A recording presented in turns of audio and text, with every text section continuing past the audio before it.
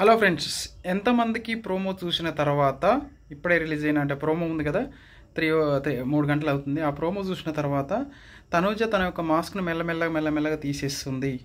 అదేవిధంగా ఇమ్మాన్యుల్ తన మాస్క్ను మెల్లమెల్లగా తీసేస్తున్నాడు, బర్నీ గారు తీసేస్తున్నారు అనేది ఎంతమందికి అనిపిస్తుందో కామెంట్ రూపంలో తెలియండి ఫ్రెండ్స్. అయితే అసలు విషయానికి వచ్చినట్లయితే ప్రోమో రిలీజ్ అయింది కదా, ప్రోమో రిలీజ్లో నామినేషన్ ప్రక్రియ ద్వారా మన నామినేషన్ అయితే చేస్తున్నారు. అందులో వచ్చేసి మనకి ఏంటంటే ఈ టాస్క్ అనేది చాలా సీజన్లలో కూడా పెట్టారు.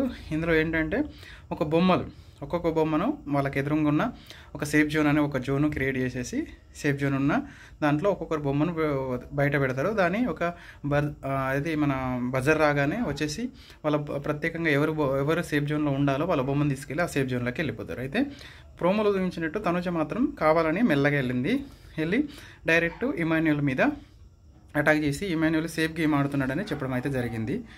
అయితే అక్కడ వచ్చేసి ఇమాన్యుల్ కూడా నా భుజాల మీద నేను ఎత్తుకున్నంతసేపు ఎత్తుకున్నాను, తర్వాత నాకు బరువు అవుతుంది కాబట్టి నన్ను దించేస్తున్నాను అన్నట్టు మాత్రము తన వర్షన్లో తను చెప్పారు. అయితే అంత మాత్రం భుజాల మీదకి ఎందుకు ఎత్తుకోవాలి అని మాత్రం తనుజ గారు అయితే అంటున్నారు. అయితే ఇప్పుడు చూడండి, హౌస్లో అయితే కొన్ని రిలేషన్స్ మనకు ఎప్పటికీ శాశ్వతం అయితే కాదు. బిగ్ బాస్ హౌస్ అనేది వాళ్ళ ప్రజెంట్ సిచ్యువేషన్ బట్టి వాళ్ళు మారిపోవడం, అటు ఇటు మారిపోవడం, ఎవరు సపోర్ట్ చేయాలో ఎవరు సపోర్ట్ చేయొద్దు అనేది వాళ్ళు నిర్ధారించుకుంటారు అన్నట్టు, వాళ్ళు నిర్ణయించుకుంటారు.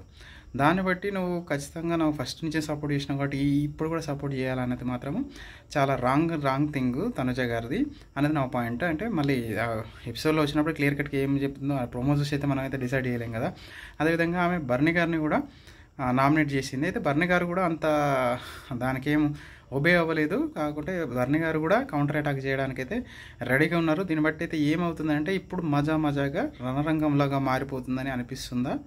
అదేవిధంగా బిగ్ బాస్ సీజన్ 9 విన్నరు లేడీ విన్నర్ తనుజానే అవుతుందా అనేది కూడా ఒక పాయింట్ రూపంలో ఒక కామెంట్ రూపంలో తెలియండి. పోతూ నా ఛానల్ సబ్స్క్రైబ్ చేసుకోండి. Thank you. జై హింద్.